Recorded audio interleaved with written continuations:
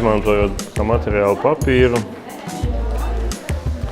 izgatavot soli vai arī atpūtas zonu, bet tā būtu apmēram tāds ir tas uzdevums. Tas ir darbs ar materiālu. Tā nav tikai teorija, jo tā, principā, tik un tā, radot kaut kādu dizaina darbu, sākumā viņš jātaisa viņam makets, lai viņi varētu analizēt un lai nebūtu jābojā jau īstais materiāls un īstajā izmērā jātaisa.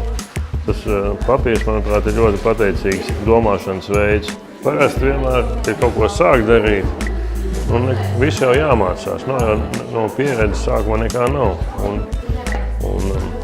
Man liekas, ka svarīgi būtu, lai rastos šitā interese viņam, lai viņam būtu tā interese, lai viņi tas aizrauj. Kad viņi daudz strādā kopā, viņi redz, kā kuram sanāk.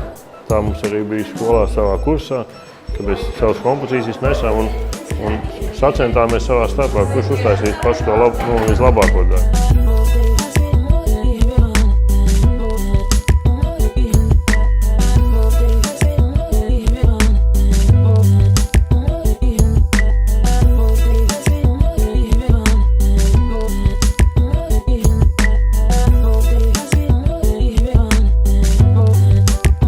Redzēt, ko īsts dizaineris pats kā domā un kā viņš taisa tās lietas, kā viņš skices taisa un kā viņš strādā pēc pasūtījuma arī.